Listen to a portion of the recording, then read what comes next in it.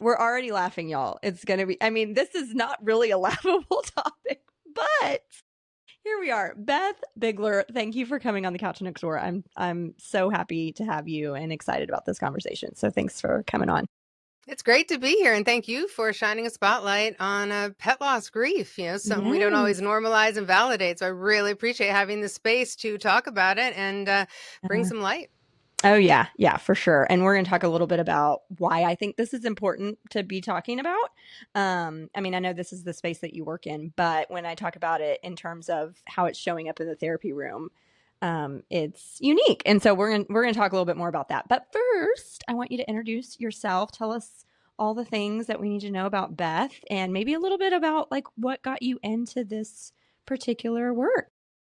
You mean not everyone wakes up in the morning as a little girl thinking, I want to become a pet loss grief counselor for Right. my career? No, not a thing. Yeah, There's not always a thing. everybody. Yeah. Well, Yeah. welcome to those of you who don't know me. My name is Beth Bigler. I'm a pet loss grief counselor, and I work in private practice with individuals and couples and families before, during, and after the transition of their beloved pets, pets of all kinds.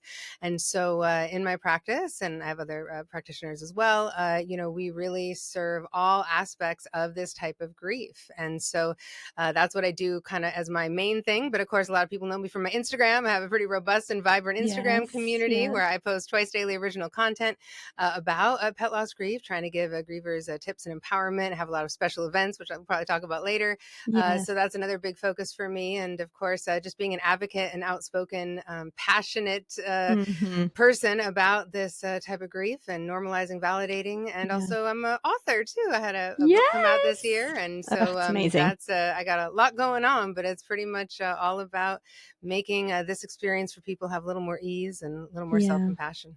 Yeah. Yeah. And we'll include all of those things in the show notes, but your Instagram is at honoring animals. At Honoring our animals. animals. Yep. Right. Mm-hmm. Right. Yeah. So people can find you if they don't You already got follow it. you. Yeah. It's a great follow. It's a great follow.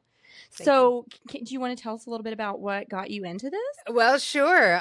So it all began with my soulmate, Arnie. Arnie's a cat. He's an orange and white tabby cat. And he received a really devastating diagnosis, terminal diagnosis, when he was only 11 years old, which in my view was very young for a cat. Of course. Arnie, of course, my absolute rock, my anchor, my protector, my whole heart, the one being who was there in so many of the ups and downs, the roller coasters of my 20s and cross-country moves and relationships and everything that goes along with that time in your life.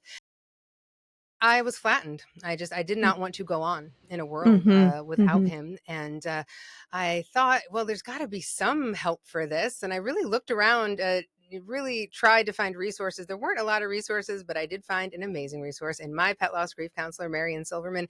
She was absolutely incredible and took me under wing and really got me prepared and ready to give Arnie a good death, which is what I wanted. I wanted to be able to show up for him. And I'd been in all kinds of therapy. I've done every kinds of therapy. I've done every modality. I'm into therapy. But I found this work to be so transformative, not only for me, but for my relationship with Arnie and understanding it. And it was incredible. And at the same time, we were mounting kind of a Hail Mary chemo try with Arnie's cancer. Everything with animals and chemo can be a little unpredictable. Right. But we tried and we got a remission, which was like a miracle. It was like an absolute medical miracle. Okay. And but even after that remission, I kept going to work with Marian because the work was so powerful. And then I had other concerns, right? I had a lot of hypervigilance about my other cat and what if the cancer comes back and da-da-da-da.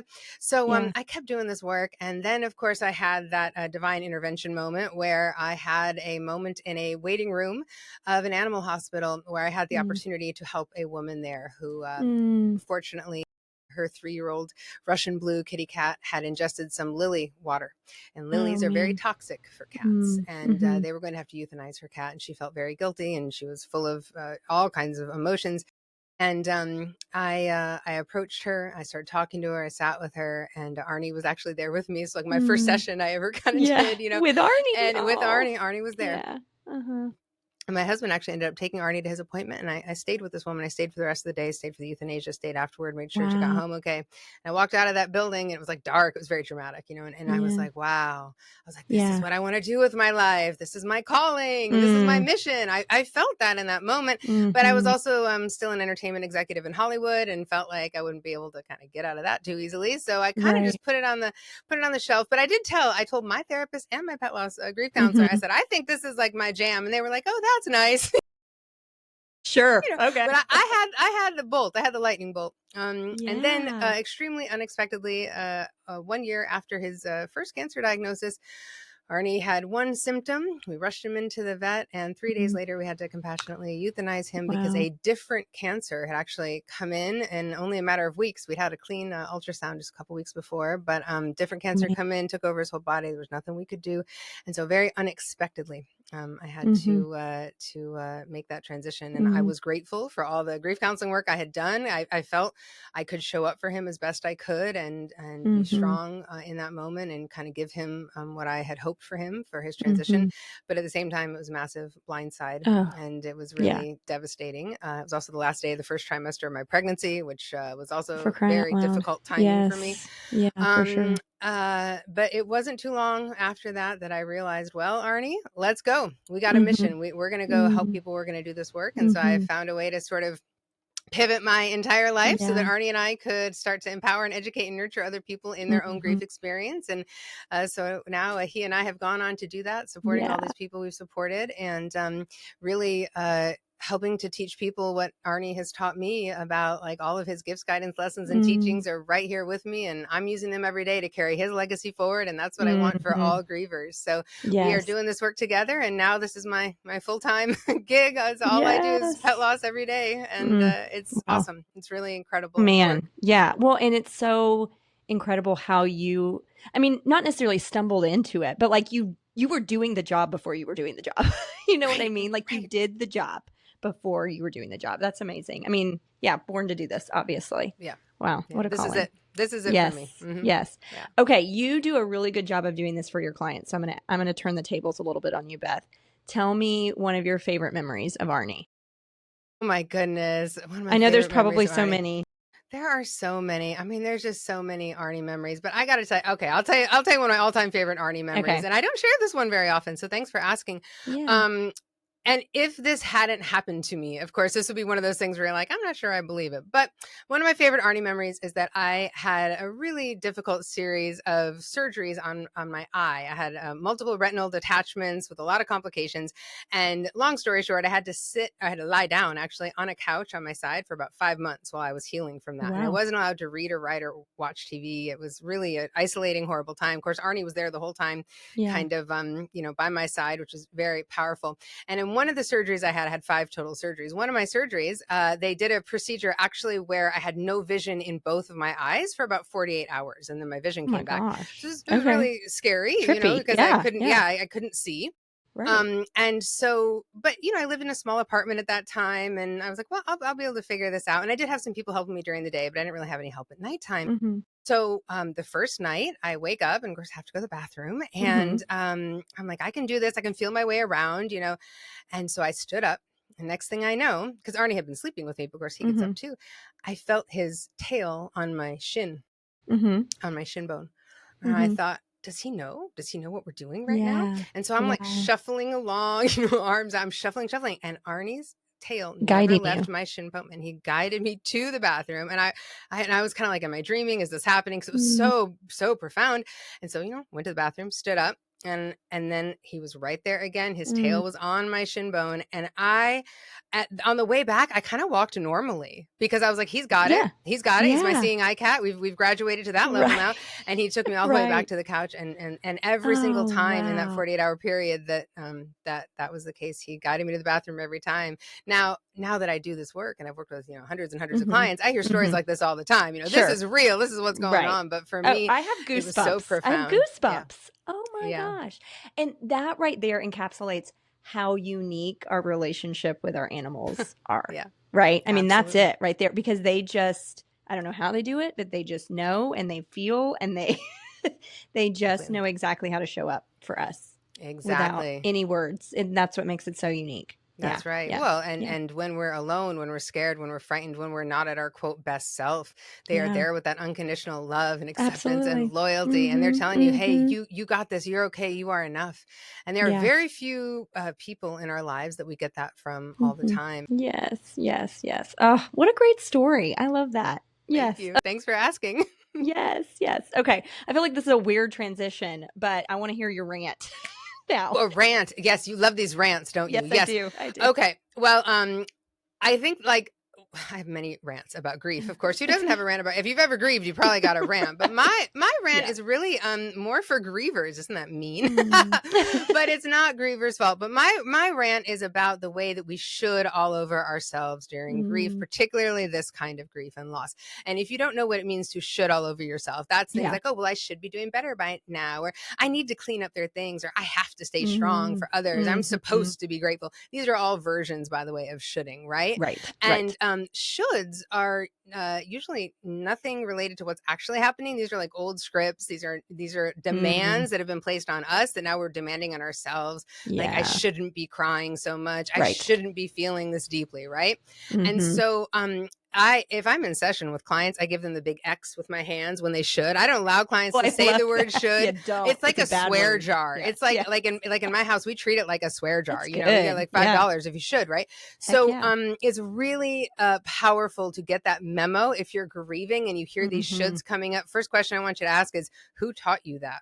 Mhm. Because most of the time, the things we're shitting ourselves about are not even things that are rooted in reality or in research backed evidence or Mhm. professionally endorsed. So, really Yeah. important to slow down and be like, wait, I should. Why? Who said I should do that? And do I trust them? And are they a good source of information? And a lot of times we don't even know where it comes from.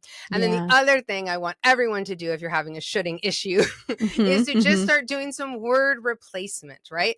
And Yeah. like think about other words you can say instead of shoulding, like I desire to, I wish, I prefer, I Mm. aspire to. It would be easier for me. It would be kinder for me if I. So, I should be over this by now. It might be, hey, I prefer to feel less intensity of my pain and I'm allowed to feel what I'm feeling, right? Yeah. So, Right. anytime we can replace kind of that shoulding and catch ourselves when we're shoulding and stop the shoulding all over ourselves, Mhm. that's my rant for grievers and also Yeah. for other people. Because, by the way, people say this, so, well, you should really get another one.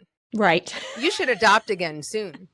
Oh, you should try, da da da da. And like, there's so much Uh-huh. that we Yeah. absorb from that. So, I guess the shoulding is a big old rant That's that I good. have. Absolutely. Yeah, well, because it doesn't it puts such a, barrier to our grief, right? Because we're putting ourselves in this should box that these are the things that we should be doing, but maybe not, right? Like, Definitely not why? most of Why the shouldn't time. we be doing that? Yeah, Right. exactly. Yeah, Right. Yeah. yeah. Like my biggest mantra for everybody is if it feels supportive to you, whatever it is, do it. Yes. If it does not feel Right. supportive to you, let's not do it. And in Right. grief, that gets Mhm. so mixed up because we have all this stuff in our head that we think we're supposed to be doing to grieve Mhm. correctly or properly. When people call me all the time for consultations, I get all the time, they say, I need to know what to do to grieve, Mhm. quote, properly. And Right. I was like, okay, yeah, we got a lot of shitting we're going to have to take care of here, Yes. Yeah. but it's true because, we don't know what to do. We all feel very Mhm. unmoored when this happens. And this kind of grief can impact us in ways that like no other type of loss has impacted us. So of course, this is very natural that we feel this way. And Mm. we have a lot to overcome in terms of our expectations for what is right or wrong or what Yes. we should or shouldn't. That's a big passion project for me is to have all Yeah. my clients stop using the word should when they talk about Mhm. themselves or their Mhm. grief and all Yeah, parts of yeah. life. Yeah, right, right. Well, and I love that you have it's almost like you have a thesaurus list of words that they can replace it with that makes Yes. more sense, right? That really is communicating more about what they are feeling or what they are thinking than should is. I think should sometimes is just an easy word to throw in the sentence, but the connotation of it is not helpful to our emotional health. It's a demand, right? It's a Right, demand. right. And, Yes. and by the way, there's sneaky shitting too. Need to, have to, ought to, Yes. must, all of Right. that, that's all Mhm. sneaky shitting. Mhm. So yeah, I don't want grievers to have any more demands put on Mm. them. I want the Mhm. opposite for them. And Mhm. sometimes we do put those demands on ourselves. And Mhm. it's so much kinder when we don't. So Yeah, yeah, yeah. yeah. Well, and I know a lot of what you coach and you talk about is really writing a lot of permission slips. Like you just 100%. said, if that feels good, then do it. You know, if Yes. that's making you feel better, Yep. keep going. That's right. That's There's right. no And man, wrong does way. that open the door for grievers, you know, Yes. to have different grief Yeah. expressions. We're so hung up on that there's one type of grief expression. And am I crying enough? Am I crying too much? And, and I'm like, I don't cry. I sing karaoke. That's my grief expression, Yeah. right? And we Right. really want to like start having more conversations, hopefully, about normalizing different types of grief expressions. And so I do write a ton of permission slips. If any of you, you know, if you ever hear me talk, if you ever hear me on Instagram, if you ever hear me in session, we are just constantly writing permission slips, which is a great thing. We can all get more into doing that for ourselves. Yes, Permission slips for absolutely. everything. Right. Yes. Okay. Well, we've kind of already jumped in, but we are going to focus on a specific part of pet grief, which is the anticipatory grief that you speak a lot on. And I think it is a unique part of, you know, our pets passing and their transition and just the emotion that comes along with that. It is such a unique part of the grieving process. And you know, I think when we spoke before, Beth, I told you, like, I mean, people don't come to me in therapy because they've lost their pet, but I can't tell you how many times in the middle of my work with them that they lose a pet. And I hear a lot of shoulds, like, I can't, why am I so upset about this? Like, I'm more upset about this than my grandmother dying last month or whatever, right? Like they have such a hard time almost like giving themselves permission and space to feel all the feelings because they think they shouldn't feel all of that. This is an animal, but they do, right? And so that's why I think this is a conversation that needs to be talked about because it is something that's popping up in the therapy room. And I know you've experienced, like, therapists don't always do an awesome job at addressing that, right? And so Well, I mean, listen, I love therapists. Yes. I love therapists. I love all my therapists. I have so much respect for therapists. There are wonderful therapists, but you know, just like in every other profession, there are not so wonderful therapists too, right? And sure. And I don't blame therapists. Many therapists have a very specific, there's several specific kind of reactions that I hear all the time when people call me because they've gone to a therapist before they come to me and it hasn't gone so well, you know? Yes. And there's a lot of reasons. And some of it's not even therapist's fault. It's in the training. It's how therapists are trained. And they like, and I totally get it. But like, if I had a nickel, I could retire for every time someone has said, I went to a therapist and I said, I'm grieving my dog and I don't know what to do. And my whole daily routine is disrupted and I don't know who I am anymore. And I'm so guilty. And the therapist will say in like the first session, they'll say, oh yeah, that's really hard. But let's get to what this is really about. Can you tell me about your childhood? I mean, that's really where the therapist will go. It can't possibly be about the dog. It cannot be the dog. And you know, how invalidating, how shaming, you know, inadvertently. And I know why therapists go there, by the way, and it makes sense. But and look, they're not all wrong. A lot of the ways we respond to this about grief, the way we respond to any grief, has to do with like what was going on in our family of origin. But we cannot start there. You know, we've got to start with our relationship with the beloved. So no knock on therapists, but it is true that they're just, you know, it's this is a very niche specific thing. Yeah. Well, and I wonder too, like some of those therapists that maybe minimize that relationship, maybe they're not animal people. Maybe they don't have pets. And so it's maybe harder for them to understand that relationship.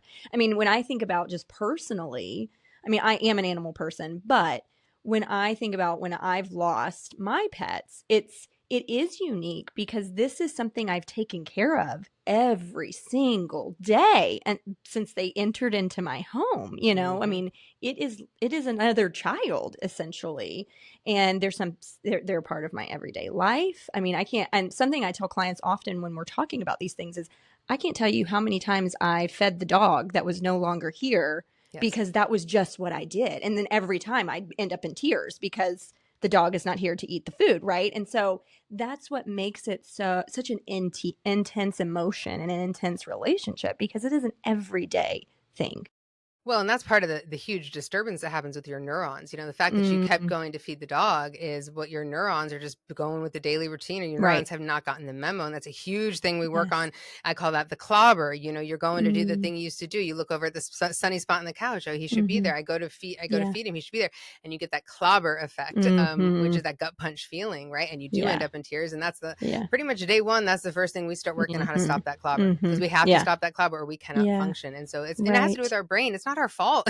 This is really Course. a lot of the Right. early Yeah. day stuff is about our brain and the routine. So Mhm. it's Yeah. definitely well, as you know, it's huge, and it's Yeah. very Yeah. impactful, particularly in the intimacy, the proximity. Even if you have a partner or children, you're touching your dog or your cat or your bunny more than you're touching your partner and kids a lot of Yes. days, right? Yeah. So Oh, yeah. Yeah. there's just so many layers to it. And I derailed you Mhm. on anticipatory grief. I That's okay. apologize. We can No, come I back to did. it. It was my fault. It was my fault. I wanted to talk about the relationship because it is so important. I want people to understand, like, why I think A, why some therapists maybe miss the mark here, and B, why it is such a different space of processing grief. Oh, yeah. So, yeah. So Well, let's, and yeah. also, can I just shout Yeah. out therapists too? Of There are a course. lot of therapists, because I hear this too, who refer to me. They Yeah. say to their clients, Yes. this is not my jam. This is not my Hmm. strength. I got you on everything else, but if you want to really, if we want to Hmm. do this, go where it's specialized, Yeah. and Yeah. I love when therapists do that, because I actually prefer if my clients have a therapist when they're working with me. It's great. The more the Sure. merrier, it's a Right. great, Right. like, Yeah. Yeah. symbiosis. So, just shout out to a lot of the therapists who also Hmm. refer, and they understand, like, hey, let's just do some specialized thing. And, I don't work with people Yes. very long, and my work is very short Right. term with people. Sure. And so, it's just a compliment to whatever you are doing in Hmm. therapy. So I have Hmm. to also shout out all the therapists who, when they know, Yes. hey, a little bit Yeah. outside my comfort zone, That's and good. refer out. Yeah, for sure, for sure. Okay, so tell us about anticipatory grief. Grief, like, what does that mean? What does that entail? How does that show up Yeah. in this whole process? Ooh, well, first of all, it's got a name, my friends. It's got a Right. name. It's called anticipatory grief. Well, a lot of people don't know Yeah, that. So they we're naming don't. it. And so if you've Absolutely. ever Yeah. been through this period where you are anticipating the Mm, completion of life, of a human you love or an animal you love, you've experienced anticipatory grief, and you may not have known there was a name for it. So I'm just naming right. it so we know our terms.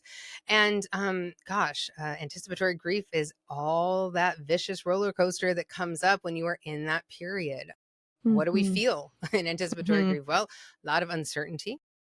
When is the bad thing going to happen? How Mm-hmm. bad is it going to be? What will it look like? A lot of fear, a lot of hypervigilance, a lot of powerlessness, anger, dread, sadness, sorrow, anticipation. Yeah. How will I go on when Right. this happens? Am I doing enough? Am I not doing enough? Is there more I could be doing? Wow, this is really hard. I'll be so relieved when it's over. Oh, I feel Mm, horrible for saying that. right. That all sounds Mm-hmm. like anticipatory grief. Yeah. We may have a lot of anger at the universe, anger at the God of your understanding. We might feel Mm-hmm. angry at our beloved for abandoning us. Mm-hmm. We might be Mm-hmm. feeling jealousy about people who have healthy animals, and Mm, a lot of self-blame for not being able to fix it or cure it. And one of the and those and then there's more, but I could say more, but there, and then you get into this like emotional thing where we start feeling very disconnected from our mm-hmm. beloved, because Mm-hmm. we are having a hard time being present because all this stuff is going on. Yeah. Yeah. Oftentimes we aren't taking very good care of ourselves. Our self-care goes completely away because we have this fear, we have this hypervigilance, we feel like we can't leave the house, we're doing medication 8 times a day sometimes. Mhm. And talk about the feeling of having to potentially make a euthanasia decision, Mhm. along with other complex medical decisions, treatment Right. decisions, very often. And so that euthanasia decision weighs on people. When will Mm. I know? How will I know? How will I make the Mhm. decision? Is it too soon, too late? How am I the one to have to make this decision? Mm. And on top of all of that, this can be a very financially stressful time for people Mhm. because of the cost of treatments and medications and supplements and therapies. We often get very socially isolated because we are doing so much caregiving and so much Yes. work. We aren't Right. going out for drinks on Right. Friday night. Right. For many people I work with, there's a physical toll. You might be doing a lot more like heavy lifting. I mean, there's all kinds Mhm. of physical things, and of course, the spiritual challenge for all of it. So, Mm. that's Gosh, anticipatory. If I'm so naming it, I mean, that's much. anticipatory Yeah. grief, Yeah. and not Yeah. knowing the trajectory and not knowing the when, and am I going to get it quote right? This, it Mhm. just becomes very crippling. It's a really, Yes. really crippling thing. And so in my work with people, and I love the anticipatory side of things. It's actually, if I had to choose between the two, it's my favorite side of things, because, what we focus on is we focus on helping guardians feel more connected with their beloveds, helping them be more present, finding ways to maintain and develop self-care and coping with these symptoms. And of course, working through a lot of practical, logistical, end of life, medical decisions and euthanasia decisions, and having a safe, non-judgmental space to say all these things. It's a lot of stuff in anticipatory grief you're afraid to say out loud. And so having the space to even just voice it is powerful. And I want people to know that this time, as wrenching as I know, I've lived it twice, as wrenching as it is possible to grow closer to your beloved in this time. It's possible to deepen your experience with them and to center them in a way that you feel really good about, and to give them the experience of a loving, non-chaotic, peaceful death if you choose euthanasia, and if that's the route you're going. And I also want people to know it's virtually impossible to navigate alone. And so that's why I'm here, and other people are here in community, because it is so hard. Yeah, absolutely. Well, and there's so many layers to it that in other versions of loss that we don't experience, right? Never. You're not necessarily in charge of the transition of your person that may be passing, or the financial strain is usually not the same. There's so many other layers that I think people don't always consider when we're talking about pet grief, right? Well, and it's things we've never encountered before. Sure. That's one of the really awful things, is you've never had to make these type of decisions. Yes. You've never had to weigh, can I afford, $10,000, $15,000 for this treatment, and will this treatment work? We aren't usually making those kinds of decisions. And if it is a human, especially an adult human, that human has been able to express wants and preferences and desires about their end of life to us, hopefully, So there's just layers that people don't think about, don't consider. And also for the guardian, they're just up against one situation after another that they've never seen before and may never see again. And that's daunting. It's very intimidating. Yeah. Well, and I also think because animals just don't live as long as humans, that was one thing that people always say to me, is when are we going to figure out how to make animals live longer? Right. How? Yes, but absolutely. I feel like, Beth, you've done a version of that, because something that you encourage in grief is keep them alive, right? Keep talking to them, keep honoring them, keep saying their name. You have in a way given us a version of keeping them alive longer. Yes. Well, because that's how I see it. I do not believe that our relationships with our beloveds evaporate just because they don't have earthside presence anymore. There's no way, these gifts, guidance, lessons, teachings, the vibrancy of our relationship is ever present. It is ongoing. It's a relationship we can continue to give to and receive from. We can be in collaboration with our beloveds, and of course, and listen, I didn't, you may know this, I did not invent this idea, by the way. There's a whole grief theory. It's well-researched called continuing bonds, right? And continuing bonds theory is awesome. And if you read about it, it's so cool. And we know from the research that this is actually an extremely supportive way to support grief, both with humans and with animals. So, so it makes total sense to me. We just have never heard about it because all we know is the 5 stages. That's all, in pop psych, that's all we've ever heard of.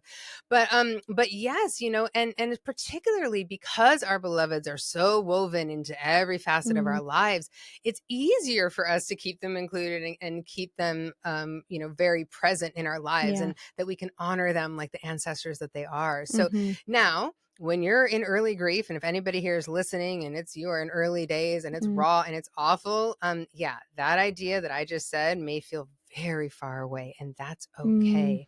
It's okay if that feels far away today. It's not something you got to figure out this second.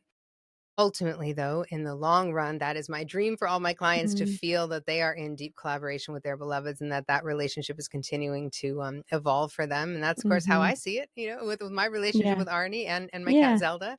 And you notice, I go in and out of present tense and past tense with Arnie. I talk about Arnie in the present tense more often than past tense, because he is he's a vibrant, alive, important relationship in my life. And it's very powerful. However, this grief can also do a lot of things make that connection feel more murky. Guilt is one of those things that kind of comes around us like a dark cloud and can be very hard for us to feel any connection if we're coming from that guilt place and a shame place or an anger place. So, there's a lot of reasons why it's hard to feel that way, but that's, that's the dream for all my clients anyway. And we get there, which is nice. Right.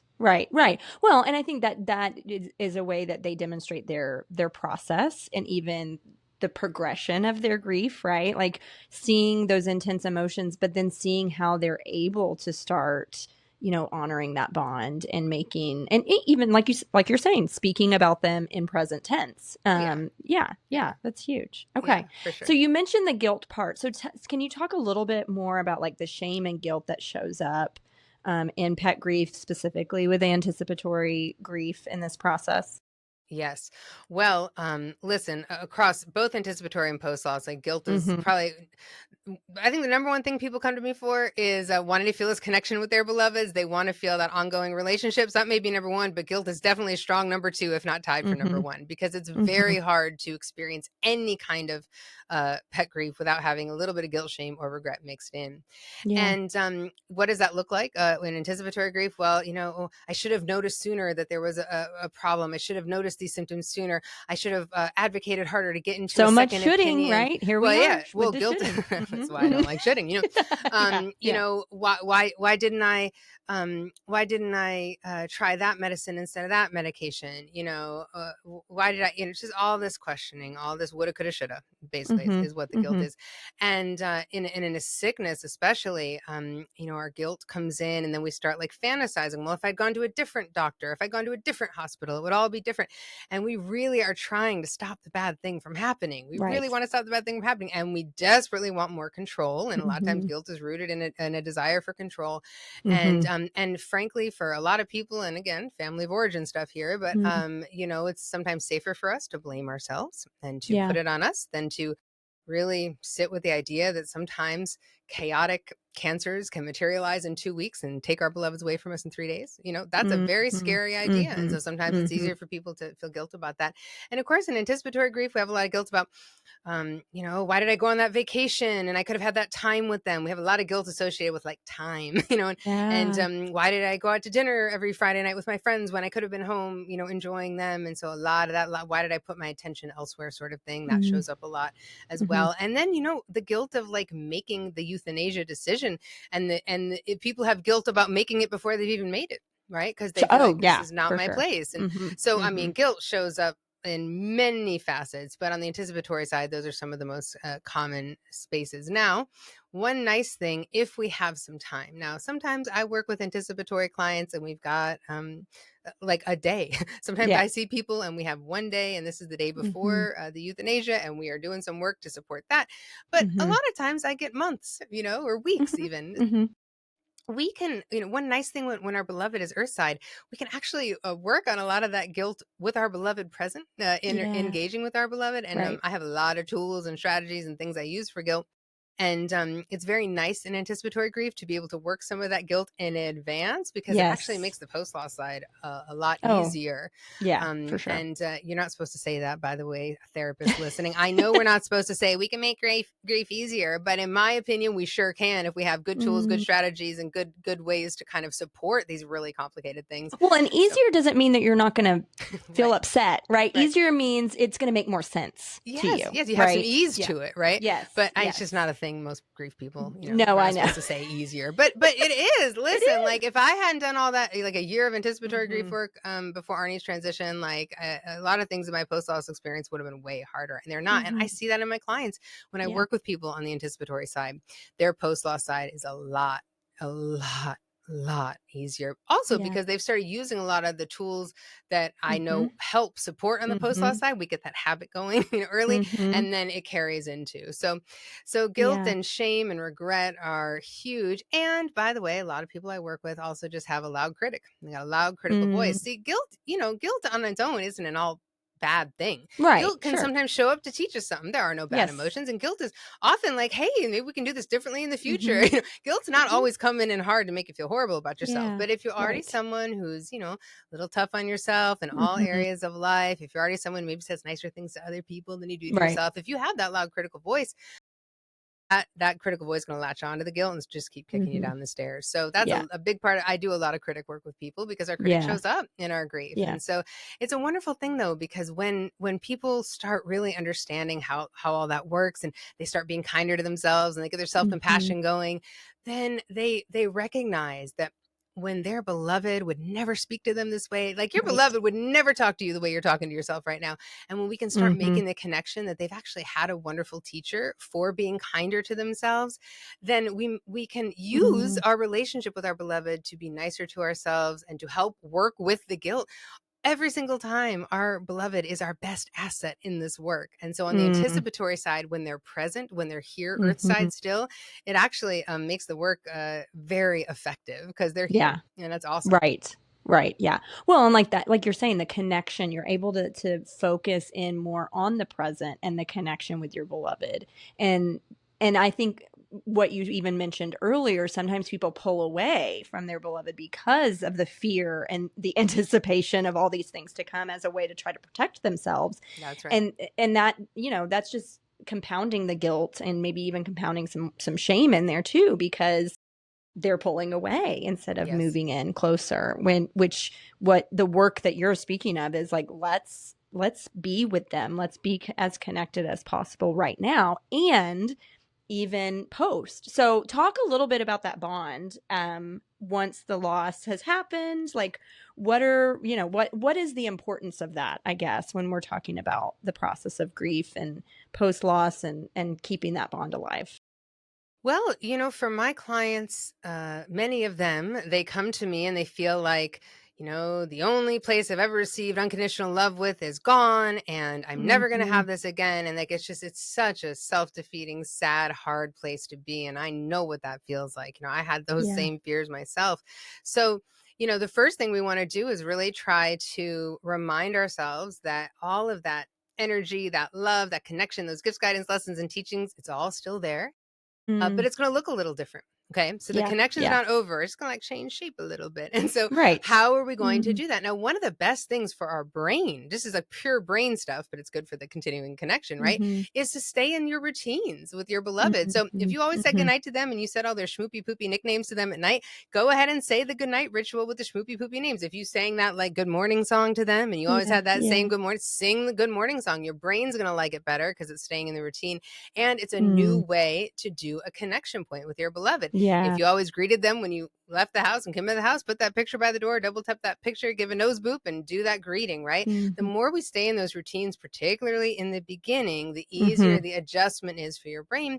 And you start figuring out what rituals feel good.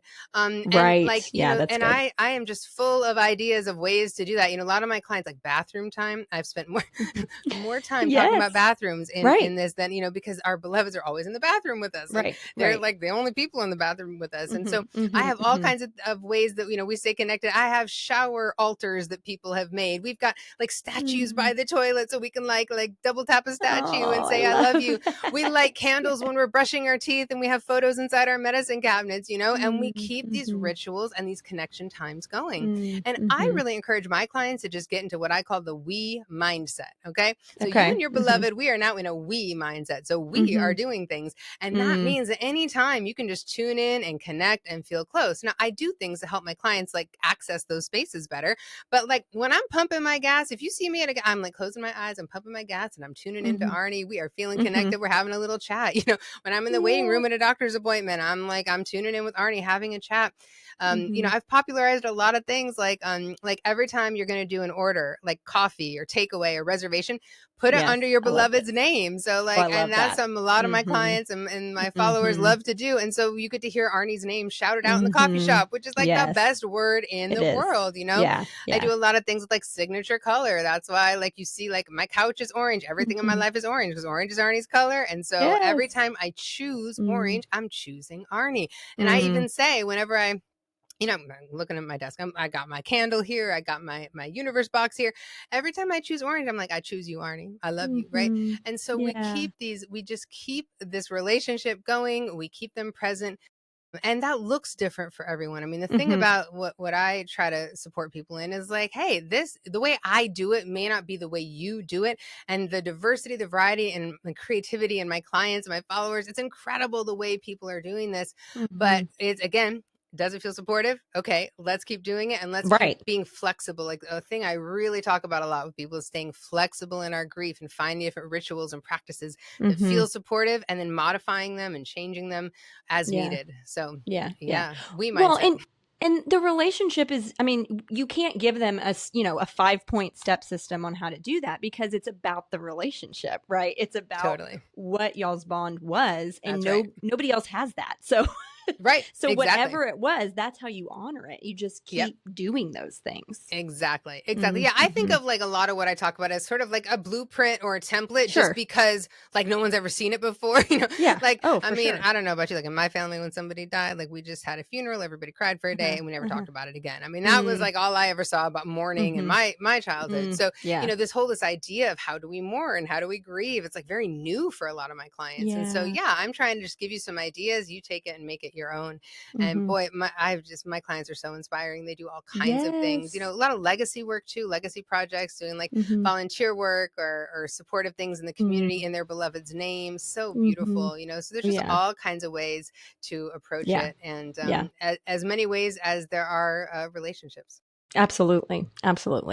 Well, I feel like this whole episode has been just a whole bunch of words of encouragement, but I want you to just give one sort of little nugget for anybody that may be in this anticipatory grief moment. What do you want them to hear? What do they need to hear being in that stage? Can it be like 4 things? I can't. Yeah, go ahead. Do whatever you want, Beth. I would say, listen, first of all, everything you're feeling right now, the roller coaster of it all, it's valid. It's profound. You are not alone. I would say yes to support. Seek support, whatever support looks like for you. Say yes, even if it's uncomfortable to accept some support or some help. Just because you feel guilty about some aspect of this doesn't mean you have done anything wrong. Begin a self-compassion practice, please. Yes. Okay. Begin a self-compassion practice. And most importantly, all of these gifts, guidance, lessons, and teachings that your beloved is continuing to give to you every day, they are present, they are alive, they are in you always, and they will always be with you. Your relationship with your beloved will always continue and go on. You will be able to give to it. You'll be able to receive from it. It's going to evolve and expand for all time. Your story with your beloved will be forever. And enjoy the opportunity you have right now to step up for them in this very tender and important time in their life, and to be there for them the way they have always been there for you. And call me if you need me. Yes. Absolutely. Oh, that was beautiful. I love that. Well, anything that we didn't cover before I jump into our self-care segment? I mean, I could go all day, but I think we hit a lot of good points. And I hope that people listening, if you're experiencing this, or if you have a coworker or a family member, or like, maybe if you haven't totally like gotten it, maybe you've just learned a couple things about like what they're experiencing, and you can go out and show up for them a little differently. Cause I think that's the only way we're going to really create some meaningful cultural change about this. So I appreciate anyone who's listening who maybe isn't experiencing this or hasn't experienced it, but also just shout out to like the support people around pet grievers. Yeah. Okay. I'm going to plug something for you. Thanks. Beth's book, Honoring Our Animals. Like, let me tell you one thing to what you just said. If you don't know what to say, if you don't know what to do, and you know that somebody's going through anticipatory grief, or maybe they've already lost their beloved, send them this book. Like, that's what I've done. Even people that I'm not like speaking to constantly, but like they posted on Instagram, I've just lost my dog. I just send them the book, right? Like, because even if it's not something that they go page by page, you just open it and there is something that's going to be encouraging. And so this is 365 meditations for healing after pet loss. And so you walk them through every single day, something that they can do. And there's a lot of favorites I have in this book, but one of my favorite things is, so you have a little paragraph and then you have an invitation. And so that's so helpful, I think, for people that are more action oriented, like they want to do something. It gives them something to do, something to journal about, something to think about, something something to create that bond in real time.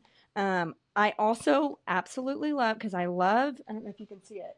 I have a feelings wheel on my couch, but I Perfect. love that you have a grief feelings wheel. Yeah. Oh my gosh. No, this is great. And that's why I have a feelings wheel pillow when Yes. people don't have words. I'm like, look at the pillow.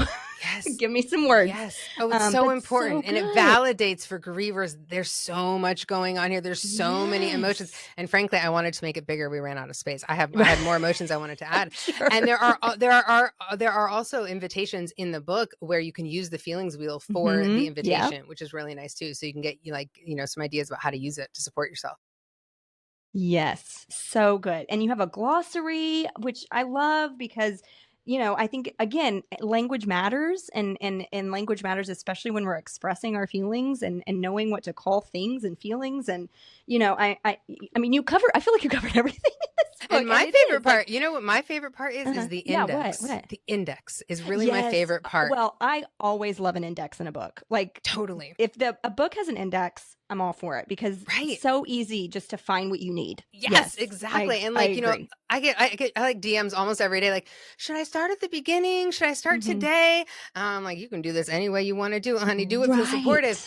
Right. But, Yes. the index too is so powerful because you might wake up one morning and be like, art, I just want to make art today about my beloved. So, Yeah. okay, I want to let me go to the art entries, or I'm angry today. I'm feeling very angry. I want to go. I want to read about anger, and that a lot of people are using it that way, which is really powerful as Yeah. well. So Yeah. yeah, Yeah. I'm really pleased with it. I'm so Yeah. glad to be able to offer this as a gift item. Like you said, there's just very few gifts that resonate and that are going to be helpful. And I really wrote that I wrote this with that in mind. And I do love those invitations. So many people come to me and they just say, I don't know what to do. And right. Like what Yeah. can we do that actually helps? Those Right. invitations are just little things every day you can do that hopefully will feel supportive. And if you hate one entry, just go to the next one. Yeah. Find one you like. Right. Exactly. Well, and I think that's what makes this kind of a book, because of the topic, perfect, because it's not like you have to read it from cover to cover. You literally can do what you need, like, and really listen to what you need and find something in here to help with whatever the need is. Yeah. And there's just not anything out there like this. No, and in thank fact, you. most grief books are kind of like textbooks. They're so thick. There's No, so they much absolutely text. are. Yes. And a lot of my clients, even like some of the books I recommend, you asked me for some of my favorite books, and I gave them to you. But like even the books I love, Yeah. they're text heavy, and a lot of people are like, I can't read more than a paragraph right now. Oh, Like gosh, like no, not no in grief. way. Yeah. No. Yeah. So like most grief books are not digestible enough, and so that's why I really wanted this to be very digestible, accessible, easy. And you know what? It's also for people if it's been a while. And so don't be afraid to also give it to someone. Maybe their loss was a year ago, 2 years ago, but it was impactful. This validates that was a hard experience and opens up a whole new path for them to support their grief, which might also feel really nice. Right. Well, and I mean, milestones around grief are so hard. So yeah, like if it's been a year, or if this was the gotcha day or the birthday or whatever, then yeah, like this is a great way to honor it, because it is. It's still honoring their beloved. Yes. Milestones, also a topic in the index. Yeah. Yeah. Well, yes. And that's like one of my number one tips, because we didn't do anything about like, how do you help somebody? So I'm going to give one tip just for like, if you know someone who's had a loss, my favorite tip, oh my God, a lot of favorite tips. One of my favorites is when you find out that someone has had a loss, figure out what date it was. If you can find out, and put that in your calendar, please, and put that on a repeat. We have no excuse now. We all have our calendars on our phone. Put at the bare minimum a yearly repeat, so that every year on that date you can check in and say, hey, I'm thinking of you and your beloved's name, and honoring your relationship, sending you love. Bonus points if you put it in monthly. Because let me tell you something, the people I work with every single month they know, and every single year, and those milestones are hard. And also make a note on your holidays. Make a note. If you got a friend who loves Thanksgiving or loves Christmas, you know what's going to be a hard day for them? That holiday.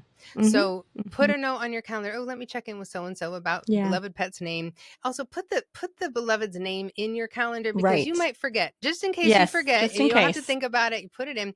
So that is just one kind of calendar tip for supporting grievers, because oftentimes grievers won't tell you that it's coming up and they're having a hard time. In fact, I tell people on Arnie's 1-year anniversary of his transition, I didn't get one text from anybody.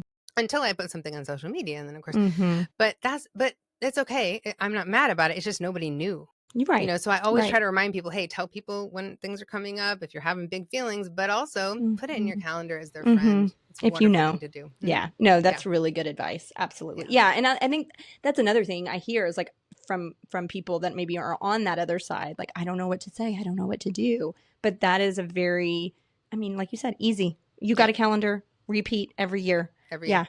Yep. Super easy. And listen, if you really feel like you don't know what to do, treat it exactly as you would if it were a human loss. What would Oh, you yeah. do if it were that person's Mm-hmm. partner? What would you do if Mm-hmm. it were that person's mother? What would you do if it were Mm-hmm. that person's child? Do Yeah. exactly what you would do in that situation, and you're probably covered. Yes. Right. Right. Right. Yeah. Absolutely. I mean, there's no Mm-hmm. mystery. Like, why No. is there any question? But we get that all Yeah. the time. I don't know what to do. It's an animal. Oh, Mm-hmm. okay. Well, do what Mm-hmm. you No. would do if it were a person. That'll keep you Exactly. covered. Yeah. Yeah. But I mean, talking about self-care, like this, if you're wondering how to take care of yourself or take care of a loved one that has lost their beloved, this is it. This is the Thank you. manual if there ever is one. I mean, Yeah. really, it really, really is. Yep. It's a perfect tool for people to know what to do. And also Yeah. for therapists, by the way, I'm hearing from a Yeah. lot of therapists who are keeping Yeah. this in their office. They have some extra copies in their Mm-hmm. office. I've Mm-hmm. also heard of several, a lot of veterinary clinics are using it too, but also like medical doctors. But when you go in for your physical, a lot of Mm-hmm. doctors say, have you had any changes? Have you had any grief and loss? Yeah. And so I've Right. heard from a number of doctors' Interesting. offices and nurse Mm-hmm. practitioners who are keeping copies on hand. And when they hear there's Mm-hmm. been a loss, they're giving this, to acknowledge that, which Yeah. is really beautiful. And a Yeah. lot of therapists are also like keeping it Mm-hmm. as something they can offer their clients, which I Yeah. really think is fantastic, because the more, again, when you are grieving and you're feeling so disenfranchised and you're feeling like this Mm-hmm. isn't acknowledged, to have somebody that you look up to, a Mm-hmm. doctor, a therapist, someone that you Yes. really love, acknowledge and say, hey, this is important, and I'm giving you a resource like that. That Mm-hmm. means the world. So it's a Yeah. great resource for therapists as Yeah. well. Yes. Yes. So thank you, because you definitely filled in a gap that was needed. Yeah, thank you. For That was sure. the idea, and it's a thrill to Mm-hmm. see it living in the world and Yeah. all over the world. It's really Yes. beautiful. Yes. Love it. Well, Beth, tell us what you do to take care of yourself. Well. I knew you were going to ask this. Uh-huh. Well, I'll tell you an uncomfortable thing I do to take care of Mm-hmm. myself. But when I think about like the best things I can do, I make doctor's appointments for myself because Mm-hmm. I dread going to the doctor. I don't like going to the doctor. I have a lot of medical Mm-hmm. anxiety. I've had a lot of medical stuff. So that is a form of self-care for me. And again, I'm sure you've covered this elsewhere, but when we think about self-care, we think manis, petties, bubble baths, all of that fabulous, but Right. there's other kinds of self-care as well. So Mm-hmm. making doctor's Mm-hmm. appointments is meaningful self-care for me, and hard for me to do. But when I do it, I'm like, yes, I'm doing something nice for myself. Did it. Yeah. I did Yeah. it. Yep. Singing karaoke, as I mentioned earlier, probably my favorite form of self-care. Anytime I can spend time with whales and Yes. dolphins in the wild is very important to me. So that's a Uh-huh. huge form of self-care for me. And then obviously tending to my own grief. I carry a lot of Yeah. grief. I'm carrying other people's grief, of course, but I'm carrying a lot of my own grief. I have a Mm-hmm. lot of human loss. I have a lot of animal loss. Really Mm-hmm. being Mm-hmm. supportive, taking care of my own grief, keeping up with my own therapy and my own Mm-hmm. supports, just all that I do to sort of support my own grief and honor my own experiences. Really, really important Yeah. when you do the kind of work I do and the volume of kind of work I do. So I do a lot of just Yes. tending to my grief in a variety of ways. Nice. So you mentioned you sing karaoke. Love to sing karaoke anytime, anywhere. What's your all-time karaoke song? Like, if you can only pick one. Great question. It's like, oh man, that's like choosing between Or give children. me, I don't know, give me your top three, No, whatever. I mean, I want to know, though. I love singing musical theater because I'm a theater kid at heart. So I love singing Okay. all like musical theater. No, like it's easy. My all-time favorite song to sing is a song by Duffy called Warwick Avenue. That's my all-time Okay. favorite song to sing. I love that. I love the song Regulate by Nate Dogg and Warren G. Okay. I like to do Warren G's rap part, and then I have a few people I like to sing who do Nate Dogg's part. Uh-huh. And oh gosh, there's so many. I mean, I could go on and on and on. And what's my favorite musical theater song to sing? I mean, Yeah. I love the song from the last 5 years, I'm Still Hurting. That's a really, like, talk about a grief song that has helped me through a lot of grief. Uh-huh. So that's one from the musical side. Okay. But I have a spreadsheet in my phone with like my 900 favorite karaoke songs to sing. Yeah. So like I could go all day on my favorite karaoke songs, but it's a Love wonderful it. grief expression. and Mm-hmm. works for me anyway. It's Yes. my wonderful grief expression. Yes. It's a great an idea for those that maybe, need something else to do to deal with their grief. Well, my dad has recently, well, like probably in the last 3 or 4 years, he's in his 80s, got into karaoke. And so, Say listen, more. girl, Wait, tell me more. We live in a suburb of Austin, Texas, and he can go to karaoke every single day if he wants to. Is he going out live, or does he do online, or what does he do? Oh no, he's out. He's out in the karaoke bars. Oh my God.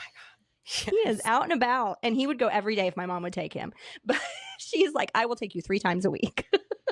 And this is a new hobby?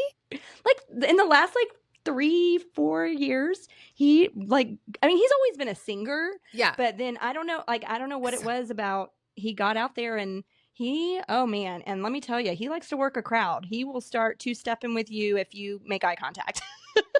Can we do an episode with your dad where he just talks about what he loves about karaoke? It's amazing. And to get a new hobby at that age, isn't that a beautiful thing? Well, he's very good at he's kind of had to reinvent himself throughout the years. And this is one of his ways he's reinvented himself. So what's his favorite song? Wait, what's his favorite song to sing? He loves old country. So he'll sing Willie Nelson, George Strait. Yeah. He will do,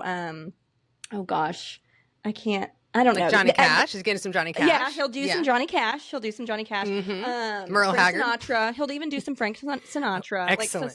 Some old classics. So, amazing. I love that. But you were talking about your spreadsheet, but he has a little red book. And so he writes, and he'll practice. He practices before he goes. And so he gets his list of songs, and he's great. Ready to go when it's his karaoke night. I don't want to I don't know. I'll text you my favorite, the best app for practicing that has the best song selection. I'll send you an email about please. that. Because he would love that. Yeah. Because they're not all created equal. So you need to have really good song selection. Yeah. Well, what we've done is, because, my parents are a little older. So the technology part, we've just got him on YouTube, and we got him a microphone that he can, but he just uses the YouTube with the lyrics. So if there's an app, that would probably be better. I'll get with you offline about this, because this is important. Because listen, if you're serious about singing karaoke, you got to practice. We used to. And let me tell you, he's very serious. I'm coming through Austin. I'm going to sing karaoke with your dad. I cannot wait. Let me know. I'm would ready. Love that. It would be amazing. I can get down. Patsy Cline, here I come. We got it. Yeah. He's going to be great. I can't wait. My mom is also a very good singer, but she will not get up with him. And that is breaking his heart, because he wants so badly to do a duet. So if you came in and did a duet with him, he would die. Gosh. Yeah. We got to find him a karaoke buddy. Yeah. Well, that's a funny thing. They all kind of travel around. So he definitely has karaoke friends, and he's, recruited some people to do duets, but he really wants my mom to do it. And she's like, nope, I'm not that kind of girl.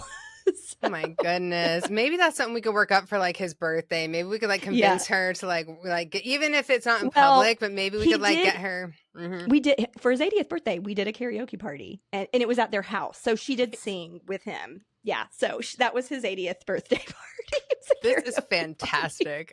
This is amazing. I love karaoke. Now, some people out there, I know some of you listening, if you're still listening, you probably like karaoke, because there are people who just do not like the karaoke situation. Right. But I got to tell you, I've processed more grief singing karaoke than just about any other grief expression. So it has been a real support. Well, music is so healing. Music is so healing. I can't tell you how many times people come in and just read music lyrics to me so that they can communicate how they feel. So completely. Yeah, we have whole playlists. We have an Honoring Our Animals playlist. We have a bunch of playlists on our Spotify, and that our clients, contribute to songs and things. Awesome. And I always love when my clients have a signature song for their beloved, and a song. I like an up tempo and a ballad, because I always want to have a happy song to correlate with them. So finding our beloved signature theme song is always a fun activity that we do. It is. I don't think people do that enough, because we've done that with our dogs. We have and it's just a silly song that maybe we change the lyrics to, and we're okay, this is now your song. And so, yes, exactly. And so what are your dog's theme songs? Now we got to know. So our first dog was named Bentley, and we used to sing Sweet Caroline, but we'd say Bentley Boy, Sweet Bentley Boy, and that's how we'd sing it. And then the dog that we have now, his name is Boomer, and so there's this song called Boom Boom Boom, and so My feet go boom, boom, boom, boom, boom, boom, in boom, my boom, room. boom. I love it. That's his song. I love it. Yeah, not enough people take the time to like search their beloved's name on Spotify or on like whatever music platform, because there are some deep tracks with names in them that you just might discover you love. Like my favorite. So Arnie, my soulmate, there is a song that exists called "Thank You, Arnie," and it's about the golfer Arnold Palmer, probably one of the, but not Arnold Schwarzenegger. But the whole song's like "Thank You, Arnie." I know, it's so good. It's just so good. So yeah, you did do that Spotify search on your beloved's name. Yes, you could find a song just for them if you don't have a signature song yet. Deep tracks. Yeah. There you go. Love it. There, we're gonna leave you with that. Leave it with that. Hit stop and go to Spotify and search your beloved's name and see if you can find. And then come drop a comment on my Insta or DM it to me, because I always love talking about the music. Love it. So good. Well, Beth, thank you so much. This has been, I don't want to say a great conversation because it's a really hard topic, but you have provided us with, so much. So many things that we can do to take care of ourselves, to take care of others really well, going through this process and really just validating all of the feelings. There's so many feelings when we're going through this kind of grief. And I think it's really important for people to hear that that's okay. And we're not going to should it anymore. No more shitting. We shall not. Yeah. Okay. Thank you so much, Beth.